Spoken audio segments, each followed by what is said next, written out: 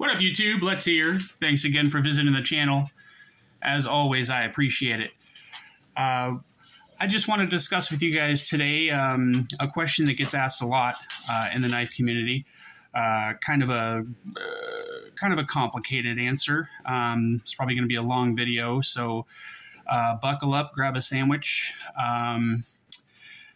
The discussion for today: do you need to buy an expensive knife? No. Okay, thanks guys. I hope you enjoyed the video. If you did, please like and subscribe. I'm just kidding. So I've got a couple of knives here.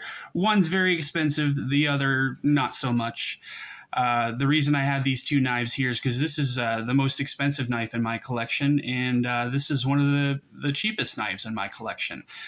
There's a few other knives that I have that are cheaper, but I don't really consider them to be part of my collection. They're kind of just throwaway knives.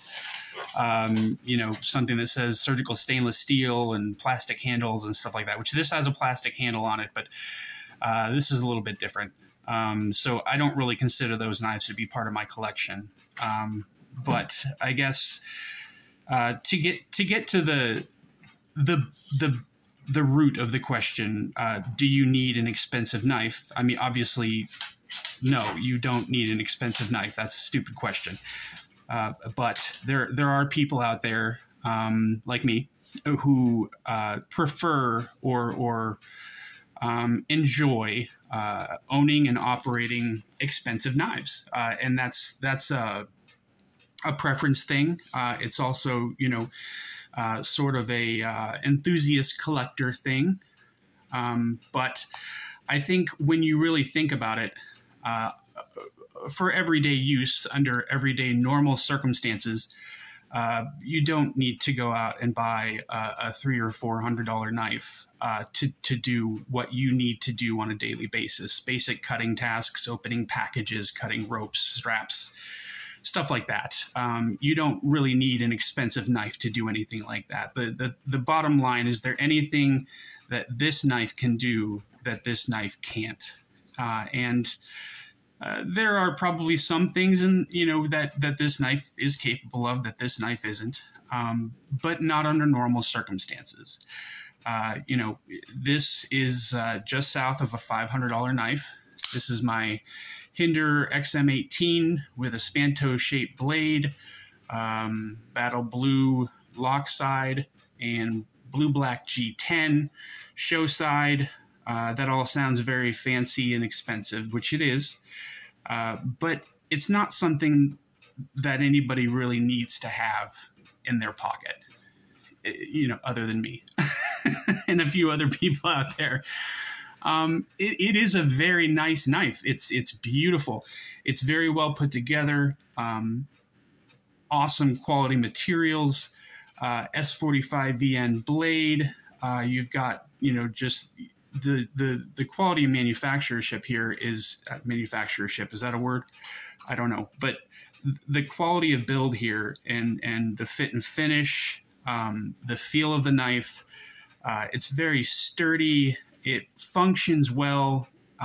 You can take it apart and put it back together very, very easily. It's got 3 different bearing systems for it. You know, there's a lot good about this knife, and it's definitely worth the price.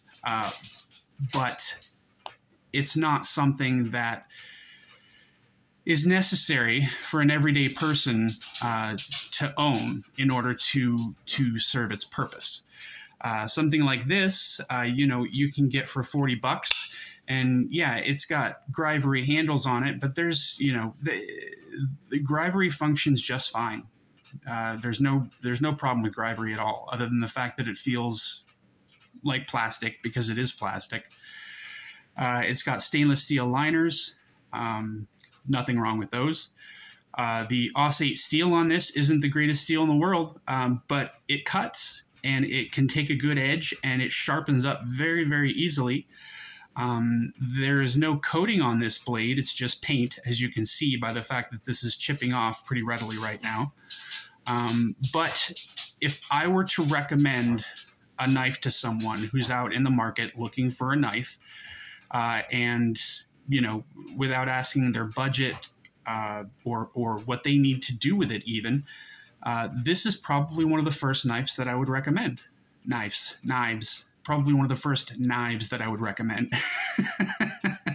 See, this is why I don't edit, guys, because you got to be able to laugh at yourself. I think it makes it a little more entertaining.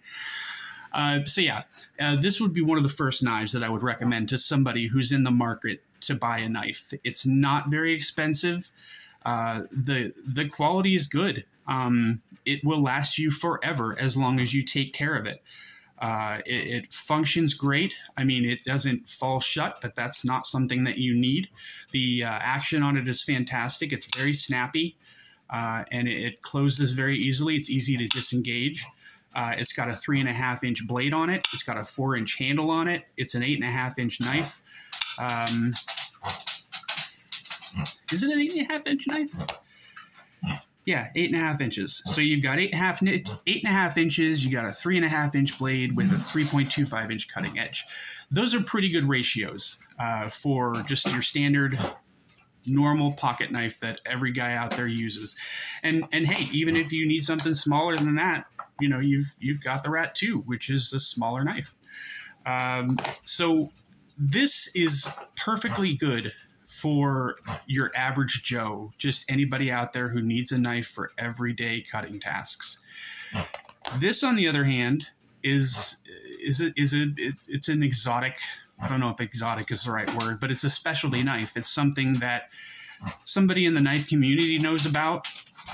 This is not something that just anybody off the street, you just walk up to someone and be like, hey, I got a Hinderer. They're like, okay, awesome. Good story. Cool story, bro. So, the fact that only people in the knife community know about this kind of tells you that it's not something that your everyday person needs. If you're an enthusiast, a collector, something like that, then yeah, that might be something that would be worth your time and your money. It certainly was for me. But did I need to buy this knife? No, I didn't. There's nothing in my life that I could possibly be doing that I would have to have this knife. If there was a knife that I would have to leave the house with, say the world ended tomorrow, and I had to grab a bunch of stuff and just run out the door, this is one of the things I would grab. And yeah, it's because it's a dependable tool. It's got really, really good quality materials. It's built very, very well. It's super tough. There's not a lot that you can do to hurt this knife, but I think that this would do just fine. If this was all I had sitting next to me and I had to run out the door, I wouldn't be upset to have this with me, because it's also a good utility knife. It's actually probably more utility focused than this is. I mean, this is no frills. It's just, utility, and it will last you forever if you take care of it. That's really all that you need. And that comes in at around $40, which isn't terrible in my opinion. A lot of people would say that $40 is too much to pay for a knife. I disagree. I think that anything that you get for less than $20 is going to be garbage. If you're going through, say, like a I don't know like Spencer's or something like that, like a store that carries just about everything, and you come across a Damascus knife with a bone handle and this, that, and the other. Yeah, it looks cool, but it's going to be trash. It's not going to be good steel. It's not going to be quality materials on the handle. It's just not going to be good. So I think $40 to $50 is a relatively, decent price for a good pocket knife. Here's another one. This is $40 here. The Civivi Praxis. This is one of the most recommendable knives I can think of. I wouldn't get the Damascus. And that's because, just being Damascus, if you're buying a Damascus knife, it's because it looks pretty or beautiful, or whatever you want to call it. Damascus is not going to give you any higher function or quality than any other kind of steel.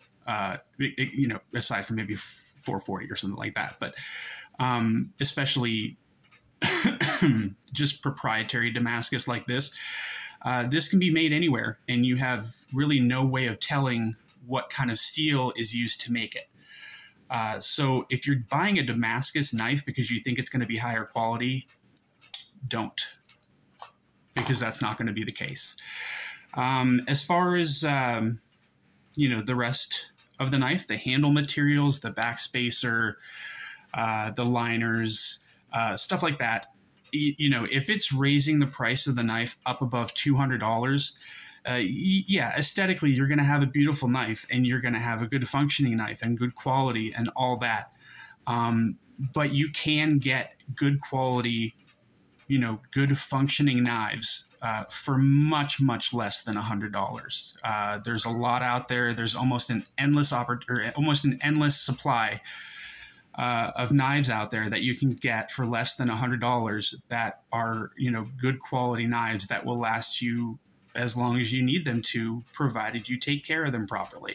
And the same thing is on the other side of the spectrum. If you buy a really expensive knife, but you don't take care of it, there are chances that those knives can kind of get messed up as well.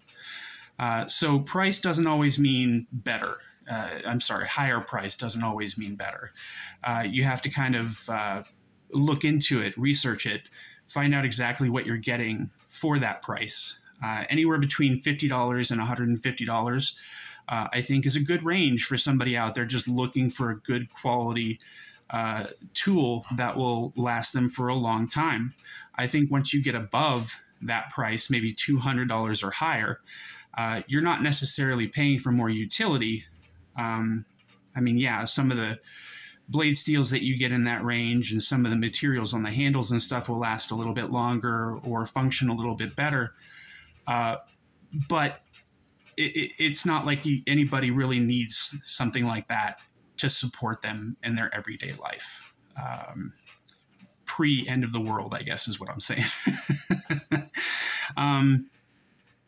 So yeah, when you're looking at prices on knives, if you're not an enthusiast, if you're not a collector, if you're not somebody who's, nuts like I am in the knife community and constantly looking through retailers and different makers and stuff, just always looking for the next best thing, something like this will do exactly what you need it to do. I will say that I've gotten a lot more selective in my knife choosing process, I guess you would say. I've started buying less knives, and that's because I don't really have the money to invest the way that I used to, which is good. I've managed to get a lot of the knives that I've wanted to have in my collection up till this point. But now I think, I've got everything that I've really ever wanted as far as utility and aesthetics and ergonomics, stuff like that. So, if I'm going to buy another knife, there's got to be another reason for it. Like, I'm really looking for a winter blade coat, and that's because of the magnetic action. I think that's really cool. What else am I looking for? I'm looking for another VBR, but that's only because I think that is, as far as expensive knives go, I think that is the best knife that you can get as far as quality is concerned for the money. Let me show you here. I'm sure you guys have seen this one before, but the VARGA VBR, you can get this knife for $350. The action on it is amazing. You've got a compound ground blade, which is just absolutely gorgeous. The handle is an ergonomic dream. Tons of open space. You can choke up on it. You can do whatever you need to do with this knife. But the quality on it is just out of this world for the price. I think, he could probably charge more for this knife and people would still buy it. But something like that, that's the reason that I enjoy getting expensive, high-quality knives, is just because of the quality, the beauty, the way they feel in my hand. I absolutely love them. But that's never going to be a reason for your average Joe to have to buy a knife. You know what I mean? I think just anybody out there wanting to buy a knife, doesn't make any sense for you to buy something that's $200 or $300 or $400.